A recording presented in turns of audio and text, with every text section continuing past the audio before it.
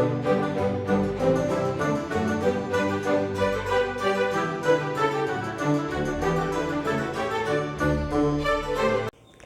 Friends, எல்லோரும் எப்படி இருக்கீங்க?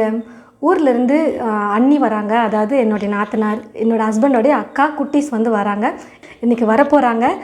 அந்த vlog தான் இன்றைக்கி நம்ம பார்க்க போகிறோம். குட்டீஸ்க்காக ஏதாவது ஒரு 2 ஸ்நாக் வந்து செஞ்சு வைக்கலாம், ஸ்டோர் பண்ணி வைக்கிற மாதிரி ஸ்நாக் எதாவது செஞ்சு வைக்கலாம், ஒரு 2-3 நாளைக்கு சாப்பிட்றதுக்கு அப்படின்னு சொல்லிட்டு பிளான் பண்ணியிருக்கேன்.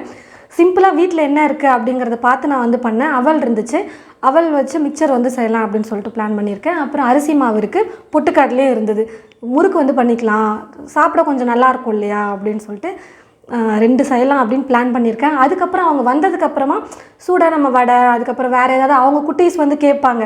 லாஸ்ட் டைம் வீட்டுக்கு வந்திருந்தப்போ கூட இதை பண்ணலாமா அத்தை, அதை பண்ணலாமா அத்தைன்னு கேட்டுட்டு இருந்தாங்க. அதனால் அவங்க வந்ததுக்கப்புறமா அவங்களுக்கு என்ன பிடிக்குமோ அந்த மாதிரி நம்ம செஞ்சு கொடுத்துக்கலாம். இப்போ ஸ்டோர் பண்ணி வச்சு சாப்பிட்ற மாதிரி ஒரு 2 ஸ்நாக் பண்ணலான்னு சொல்லிட்டு பிளான் பண்ணியிருக்கேன். மதியம் தான் இப்போ நாங்கள் vlog எடுத்துகிட்ருக்கோம். மதியம் லஞ்சுக்கும் வந்து குழம்பு வந்து செய்யலாம் அப்படின்னு பிளான் பண்ணியிருக்கேன். முருங்கைக்காய் வீட்டில் இருந்துச்சு, அந்த முருங்கைக்காய் வச்சு காரக்குழம்பு மாதிரி கூட உருளைக்கிழங்கையும் போட்டு பண்ணும்போது நல்லாயிருக்கும் சாப்பிட்றதுக்கு. அதனால் அதை வச்சு தான் எனக்கு வந்து ஒரு ரெசிபி பண்ண போகிறேன். அந்த ரெசிபி எப்படி செய்கிறதுன்னு பார்க்கலாம், அப்படியே ஸ்நாக்ஸும் வந்து எப்படி பண்ணுறதுன்னு பார்க்கலாம். அதுக்கு முன்னாடி வந்து பார்த்திங்கன்னா எனக்கும் என்னுடைய வீட்டுக்காரருக்கும் ஒரு ஆர்கியூமெண்ட். இந்த முருங்கைக்காய் முத்திருச்சு அப்படின்னு நான் சொன்னேன்.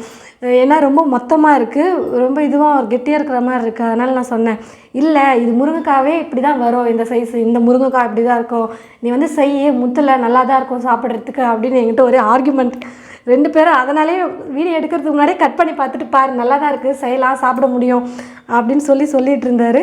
சரி செஞ்சு தான் கொடுப்போமே, நல்லா இல்லைன்னா அவரே உட்காந்து சாப்பிட்டோம் அப்படின்னு சொல்லிட்டு பிளான் பண்ணி வச்சுருக்கேன். நான் பின்னாடி உட்காந்து சிரிச்சுட்டே வீடியோ எடுத்துகிட்டு இருக்கிறாரு.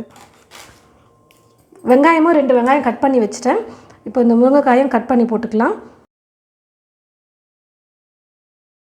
சின்ன சின்னதாக இருக்கிற மாதிரி 3 உருளைக்கிழங்கு எடுத்து தோல் சீவி எடுத்து வச்சுருக்கேன். அதையும் கட் பண்ணி தண்ணியிலே சேர்த்துக்கலாம், கலர் வந்து மாறாமல் இருக்கும். ஸ்டவ் பற்ற வச்சுக்கிட்டு ஸ்டவ் மேலே ஒரு கடாய் வச்சுட்டு கடாய் நல்லா சூடு இருந்ததும் எண்ணெய் கொஞ்சமாக சேர்த்துக்கிறேன். எண்ணெய் நல்லா சூடு இருந்ததும் கடுகு கொஞ்சம் சேர்த்துட்டு 1/4 டீஸ்பூன் சீரகம் சேர்த்துக்கிறேன். சின்ன சின்னதாக இருக்கிறதுனால பூண்டு வந்து நான் வந்து ஒரு 20 பல் பூண்டு எடுத்திருப்பேன். இந்த பூண்டை வந்து 1 பாதியமாக இடித்து சேர்த்துக்கலாம். நல்லா இந்த மாதிரி 1 பாதியமாக இடிச்சுட்டு இந்த பூண்டை சேர்த்துக்கிறேன். பூண்டு கொஞ்சம் நிறைய போட்டு செய்யும் போது நல்லாயிருக்கும் குழம்பு வந்து சாப்பிட. பூண்டு ஓரளவுக்கு வதங்கினதும் கட் பண்ணி வச்சுருக்கிற இந்த 2 மீடியம் சைஸ் வெங்காயத்தையும் சேர்த்துக்கிறேன். 4 தக்காளி பழம் எடுத்து வச்சுருக்கேன். தக்காளியோட அளவு நீங்கள் கம்மிப்படுத்தணும்னு நினச்சா 3 சேர்த்துக்கலாம். நான் கொஞ்சம் தக்காளி அதிகமாக சேர்த்து பண்ண போகிறேன். நார்மலாக நீங்கள் காரக்குழம்பு பண்ணுறதுக்கு 3 தக்காளி போதும். கொஞ்சம் இந்த மாதிரி பெருசாக கட் பண்ணிக்கிறேன், சீக்கிரம் வதங்கிடும். வெங்காயம் இந்த அளவுக்கு நல்லா வதங்கினதுக்கப்புறம் மசாலா சேர்த்து நான் வந்து ஃபஸ்ட்டு வதக்கிக்க போகிறேன். காரத்துக்கு தேவையான அளவுக்கு மிளகாய் தூள் சேர்த்துக்கலாம். நான் வந்து இப்போது 1 டீஸ்பூன் அளவுக்கு வெறும் மிளகாய் தூள் சேர்த்துக்கிறேன். 1 டீஸ்பூன் மல்லித்தூள், பெருங்காயத்தூள் 1/4 டீஸ்பூன் சேர்த்துக்கிறேன். 1/4 டீஸ்பூன் மஞ்சள் தூள், குழம்புக்கு தேவையான அளவுக்கு உப்பு சேர்த்துக்கிறேன். இது எல்லாத்தையும் சேர்த்து லைட்டாக வதக்கிக்கலாம். மசாலா எல்லாம் சேர்த்துட்டு 1 நிமிஷம் மீடியம் ஃப்ளேமில் வச்சுட்டு வதக்குனதுக்கப்புறம் கட் பண்ணி வச்சுருக்கிற தக்காளி பழத்தை சேர்த்துக்கிறேன். தக்காளியோடவே கொஞ்சம் கருவேப்பிலையும் சேர்த்துட்டு தக்காளி நல்லா வெந்து மசிஞ்சு வர வரைக்கும் நம்ம வந்து குக் பண்ணிக்கலாம். தக்காளி நல்லா வெந்து மசிஞ்சு வந்துருச்சு. இப்போது கட் பண்ணி வச்சுருக்கிற இந்த முருங்கைக்காய் உருளைக்கிழங்கு வந்து சேர்த்துக்கலாம். காய்கறியை சேர்த்ததுக்கப்புறமா 2 நிமிஷத்துக்கு நல்லா வதக்கணும். 2 நிமிஷத்துக்கு நல்லா காய்கறிகளை வதக்கினதுக்கப்புறம் தண்ணி வந்து சேர்த்துக்கிறேன். நல்லா கொதிக்கணும். கொதித்து வரும்போது தண்ணியும் கொஞ்சம் வற்றி வரும். காயும் நல்லா வேகணும், அதனால் கொஞ்சம் டைம் எடுக்குன்றதுனால கொஞ்சம் நான் தண்ணியாக வச்சுருக்கேன். கொதித்து குக்காக நல்லா கெட்டியான பதத்துக்கு வந்துடும் குழம்பு. குழம்பு ஒரு பக்கம் கொதிக்கட்டும். அதுக்குள்ளே நம்ம வந்து முறுக்குக்கு மாவு வந்து ரெடி பண்ணிக்கலாம். ஃபஸ்ட்டு பொட்டுக்கடலையை வந்து நான் வந்து அரைச்சி எடுத்துக்க போகிறேன். இந்த கப்பில் 1 கப் அளவுக்கு தான் மாவு எடுக்க போகிறேன். சும்மா ஒரு 10 முறுக்கு வந்தால் கூட போதும். சும்மா டக்குன்னு சீக்கிரமாக செஞ்சிடலாம். சாப்பிட்றதுக்கு ஏதாவது ஸ்நாக் வீட்டில் செஞ்ச மாதிரி இருக்கும். நான் வந்து இப்போ செய்கிறேன். 1 கப் அரிசி மாவுக்கு 1/4 கப்பு வந்து பொட்டுக்கடலை நம்ம சேர்த்து பண்ணும்போது நல்லாயிருக்கும். 1/4 கப் பொட்டுக்கடலை இதில் சேர்த்துட்டு நல்லா பவுடராக அரைச்சி எடுத்துக்கிறேன். நல்லா நைஸாக மாவு வந்து அரைச்சி எடுக்கணும் பொட்டுக்கடலையே. அப்போ சலிக்கும் போது நமக்கு வந்து அதிகமாக கொரகொரப்பாக பொட்டுக்கடலை கிடைக்காது. நல்லா சலிச்சிட்டு தான் சேர்க்கணும். பொட்டுக்கடலை மாவு சலிச்சதுக்கப்புறம் இப்போ கப்பில் அரிசி மாவு அளந்து சேர்த்துட்டு அதையும் சலிச்சிக்கலாம். இது வந்து கடையில் வாங்கின அரிசி மாவு தான். கடை மாவு வச்சு இப்போ நான் வந்து முறுக்கு செய்கிறேன். நல்லா ஃபுல்லாக 1 கப் சேர்த்துக்கிறேன். முறுக்கு தட்டு வடை இதெல்லாம் செய்கிறதுக்கு மாவு வந்து நல்லா வெண்ணெய் மாதிரி இருக்கணும்னு சொல்லுவாங்க. எப்போவுமே நீங்கள் முறுக்கு செய்கிறதுக்கு எல்லாத்துக்கும் மாவு சலிச்சுட்டு அதுக்கப்புறமா யூஸ் பண்ணுங்கள். நல்லா நைஸாக இருக்கணும் மாவு. முறுக்குக்கு வந்து எண்ணெய் அப்படி இல்லைன்னா வெண்ணெய் சேர்த்து நம்ம மாவு மிக்ஸ் பண்ணணும். எண்ணெயே சேர்த்து வந்து மாவு மிக்ஸ் பண்ணிக்க போகிறேன். எடுத்துருக்கிற மாவு கொஞ்சம் அப்படிங்கிறதுனால ஒரு 2 டீஸ்பூன் அளவுக்கு எண்ணெயை வந்து நான் எடுத்து சூடு பண்ணிக்கிறேன்.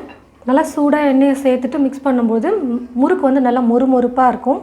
இந்த பக்கம் மாவில் ஒரு 2 சிட்டிகை அளவுக்கு ஓமம் எடுத்திருக்கேன். அந்த ஓமத்தை நல்லா இந்த மாதிரி கையில் வச்சு நுணுக்கிட்டு அதுக்கப்புறமா சேர்த்துக்கலாம். ஓமம் இல்லைன்னா நீங்கள் சீரகம் கூட சேர்த்துக்கலாம். தேவையான அளவுக்கு உப்பு சேர்த்துக்கிறேன். கருப்பியல் 1 டீஸ்பூன் சேர்த்துக்கிறேன். 2 சிட்டிகை அளவுக்கு பெருங்காயத்தூள் சேர்த்துக்கிறேன். காரத்துக்கு கொஞ்சமாக மிளகாய்த்தூள் சேர்த்துக்கலாம். ஒரு 1/2 டீஸ்பூன் இல்லைன்னா அதுக்கு குறைவாக நீங்கள் சேர்த்துக்கோங்க. எல்லாத்தையும் சேர்த்துட்டு லைட்டாக கலந்து கொடுத்துட்டு நல்லா சூடாக காய வச்சு எடுத்து வச்சுருக்கிற இந்த எண்ணெயை சேர்த்துட்டு மிக்ஸ் பண்ணிக்கலாம். எண்ணெய் ரொம்ப சூடாக இருக்கும், அதனால் பார்த்து மாவு மிக்ஸ் பண்ணிக்கோங்க. இப்போ தண்ணி கொஞ்சம் கொஞ்சமாக சேர்த்து மாவு வந்து பிசைஞ்சிக்க போகிறேன். மாவு வந்து இப்படி விரல் வச்சு இப்படி ப்ரெஸ் பண்ணோம்னா ஈஸியாக இப்படி மாவு உள்ளே போகணும். இதுதான் கரெக்டான பதம். ரொம்ப கெட்டியாக இருந்தாலும் மாவு வந்து சுற்றும் போது உடையிற மாதிரி ஆகிடும். அதே மாதிரி ரொம்ப இலக்கமாக இருந்தாலும் எண்ணெயில் நம்ம முறுக்கு சுடும் போது எண்ணெய் அதிகமாக குடிச்சிடும். இதுதான் கரெக்டான பதம். இப்படி வச்சு ப்ரெஸ் பண்ணால் ஈஸியாக உள்ளே போகணும். இப்போ மாவு பிசைஞ்சாச்சு. அதே சமயம் இந்த பக்கம் குழம்பு வந்து நல்லா கொதிச்சு வந்துருச்சு. தண்ணி சேர்த்துருந்த தண்ணியும் நல்லா கொஞ்சம் வற்றி இருக்குது பாருங்கள். கூடவே காயும் நல்லா வெந்து வந்துருச்சு. இப்போ இந்த சமயத்தில் கடைசியாக நான் வந்து வேர்க்கடலையை பொடி பண்ணி வச்சுருந்தேன் ஆல்ரெடி. அந்த பொடி பண்ண வேர்க்கடலையை வந்து நான் சேர்த்துக்க போகிறேன். அதாவது வேர்க்கடலையை வறுத்துட்டு அந்த வறுத்த வேர்க்கடலையை மிக்சியில் போட்டு இந்த மாதிரி உதிரி உதிரியாக அரைச்சி எடுத்து வச்சுக்கிட்டிங்கன்னா இந்த மாதிரி குழம்பு அப்புறம் பொரியெல்லாம் பண்ணுறதுக்கு கூட நம்ம சேர்த்துக்கலாம். இது வந்து நான் எக்ஸ்ட்ரா வந்து சேர்க்குறேன். இது வந்து ஆப்ஷனல் தான். வேணான்னா நீங்கள் ஸ்கிப் பண்ணிக்கலாம். ஒரு 3-4 டீஸ்பூன் அளவுக்கு இந்த பொடி பண்ண வேர்க்கடலையை சேர்த்துட்டு கலந்து கொடுத்துட்டு 1 நிமிஷம் குக் பண்ணிவிட்டு இறக்கிட்டால் போதும். ரொம்பவே சூப்பராக குழம்பு வந்து ரெடி ஆகிடும். வேர்க்கடலையை போட்டு 1 நிமிஷம் நல்லா குக் பண்ணி எடுத்துக்கிட்டேன். குழம்பு வந்து நல்லா குக் ஆகிட்டு வந்துருச்சு. இப்போ நான் ஸ்டவ் ஆஃப் பண்ணிக்கிறேன். மாவு மிக்ஸ் பண்ணி வச்சுட்டோம். மாவு வந்து ஊற வைக்கக்கூடாது. அதனால் ஊற வந்து எண்ணெய் குடிக்க ஆரம்பிச்சிடும். உடனே வந்து முறுக்கு செய்ய ஆரம்பிச்சிடலாம். எண்ணெயை ஊற்றி வச்சுட்டா எண்ணெய் ஒரு பக்கம் காஞ்சிட்டு இருக்கட்டும். அதுக்குள்ளே மாவு வந்து முறுக்குழாயில் போட்டு ரெடி பண்ணி வச்சுக்கலாம். எண்ணெய் காஞ்சதுமே நம்ம வந்து எண்ணெயில் முறுக்கு போடுறதுக்கு நல்லா இந்த மாதிரி உருளையாக உருட்டிக்கிட்டு அதுக்கப்புறமா போடணும். ஏற்கனவே டிசைன் வந்து நான் எடுத்து வச்சுக்கிட்டேன். உங்களுக்கு எது வேணுமோ அதை போட்டுக்கோங்க. எண்ணெயும் கொஞ்சம் உள்ளே வந்து நல்லா அப்ளை பண்ணி வச்சுருக்கேன். இந்த மாதிரி ஒரு கரண்டி எடுத்துக்கிட்டு இந்த கரண்டி பின்னாடி எண்ணெயை நல்லா தடவி வச்சுருக்கேன். தடவிட்டு அதுக்கப்புறம் நம்ம இதை மாவு சுற்றும் போது ஒட்டாமல் வந்து போட முடியும். உங்களுக்கு எவ்வளோ பெருசு முறுக்கு வேணுமோ அதுக்கேற்றது போல் சுற்றி விட்டுக்கோங்க. ஒரு 2-3 சுற்று சுற்றினாலே போதும். இந்த ஓரங்களெல்லாம் நல்லா அப்படி ப்ரெஸ் பண்ணி விட்டால் தான் முறுக்கு வந்து பிரியாமல் நல்லா வரும். கொஞ்சமாக மாவு போட்டு பார்க்கலாம் எண்ணெய் காஞ்சிருச்சா இல்லையான்னு சொல்லிவிட்டு. எண்ணெய் நல்லாவே காஞ்சிருச்சு. இப்போ சுற்றி வச்சுருக்கிற மாவை அப்படியே எண்ணெயில் போட்டுக்கலாம். ஒரு பக்கம் லைட்டாக வெந்ததும் இன்னொரு பக்கம் திருப்பி போட்டுக்கலாம். கொஞ்சம் கடாய் பெருசாக வச்சுக்கிட்டோம்னா டக்கு டக்குன்னு 2-3 முறுக்கு வந்து சுற்றி போட்டு நம்ம சுட்டு எடுத்துடலாம். 2 பக்கமும் முறுக்கு நல்லா வெந்து வந்துருச்சு. அந்த கொதி வந்து அடங்கி வரணும். நல்லா கொதி அடங்கி வந்துருச்சுனாலே முறுக்கு நல்லா வெந்திருக்குன்னு அர்த்தம். இப்போ நான் எடுத்துடுறேன். இதே மாதிரி மீதி இருக்கிற எல்லா மாவையும் முறுக்கு செஞ்சு எடுத்துக்கலாம். முறுக்கு வந்து நான் எடுத்த 1 கப் மாவுக்கு 15 முறுக்கு வந்துச்சு. நல்லா சூடு ஆறட்டும் அப்படின்னு சொல்லிட்டு அப்படியே வச்சுட்டு செஞ்ச குழம்பு சாப்பாடு வந்து சாப்பிட்டு முடிச்சிட்டோம். சாப்பிட்டு வரத்துக்குள்ளே முறுக்கு நல்லா சூடு ஆறிடுச்சு. நல்லா மொறுமொறுப்பாக சூப்பராக இருக்குது பாருங்கள். எண்ணெயும் வந்து குடிக்கல, நல்லா மொறுமொறுப்பாக இருக்குது.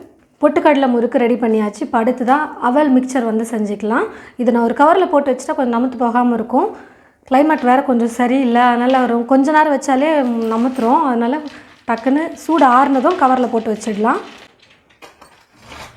அவல் மிக்சருக்கு வந்து ஏற்கனவே அவலை நான் வெயிலில் வந்து ஒரு தட்டில் கொட்டி காய வச்சு எடுத்துக்கிட்டேன். கொஞ்சம் வெயிலில் காய வச்சுட்டு அதுக்கப்புறம் நம்ம பொரிக்கும் போது நல்லா சூப்பராக பொரிஞ்சு வரும், நமுத்து போகாமல் இருக்கும். கொஞ்சம் லைட்டாக காய வச்சுக்கோங்க. நெல்லெல்லாம் எதுவும் இல்லாத மாதிரி நல்லா சுத்தம் பண்ணி எடுத்து வச்சுருக்கேன். இப்போது இந்த மாதிரி ஒரு வடிகரண்டி இருந்தால் எடுத்துக்கோங்க, ரொம்ப யூஸ்ஃபுல்லாக இருக்கும். அப்படியே இல்லைனாலும் நம்ம இதில் போட்டு பொரிக்கலாம். ஆனால் இது வந்து ரொம்ப ஈஸியாக வந்து அவலெல்லாம் எண்ணெயில் பொரிச்சு எடுக்கிறதுக்கு ஈஸியாக இருக்கும். ஃபஸ்ட்டு நான் வந்து வேர்க்கடலையை வந்து வறுத்து எடுத்துக்க போகிறேன். ஒரு 1/4 கப் அளவுக்கு வேர்க்கடலை எடுத்து வச்சுருக்கேன். ஒரு 2 கைப்பிடி அளவுக்கு எடுத்துக்கிட்டேன். இன்னும் நல்லா காஞ்சதுக்கப்புறமா அந்த வேர்க்கடலையை இந்த மாதிரி இந்த கரண்டியில் போட்டுட்டு இப்படி வறுத்து எடுத்துக்கிட்டோம்னா ஈஸியாக இருக்கும் எண்ணெயிலேருந்து எடுக்கிறதுக்கு. நல்லா வேர்க்கடலையை வறுத்து எடுத்துக்கிட்டேன். ரொம்ப நேரம் விட்டுறாதீங்க, தீஞ்சிரும். கொஞ்சம் லைட்டாக வறுத்து எடுத்துக்கிட்டாலே போதும். ஒரு டிஷ்யூ பேப்பரில் போட்டுடுறேன். அப்போ தான் கொஞ்சம் எண்ணெய்லாம் நல்லா ட்ரை ஆகிட்டு வந்துடும்.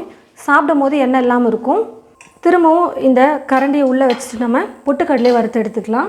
பொட்டுக்கடலையை வந்து ரொம்ப கலர் மாறுற வரைக்கும் வறுக்கக்கூடாது. லைட்டாக எண்ணெயில் வந்து கொஞ்சம் மொறுமொறுப்பாக இருக்கிறதுக்காக நம்ம எண்ணெயில் வறுத்துக்கிட்டால் போதும். ஒரு 3 கைப்பிடி அளவுக்கு நான் பொட்டுக்கடலையை சேர்த்துக்கிறேன். நீங்கள் அவல் எவ்வளோ எடுக்கிறீங்களோ அதுக்கேற்றது போல் எல்லா பொருளையும் எடுத்துக்கோங்க. பொட்டுக்கடலையும் லைட்டாக வறுத்து எடுத்தாச்சு. ஒரு 30 செகண்ட் 45 செகண்ட் நம்ம வறுத்தாலே போதும். எண்ணெய் நல்லா காஞ்சிருந்துச்சுன்னா ரொம்ப நேரம் வறுக்கக்கூடாது.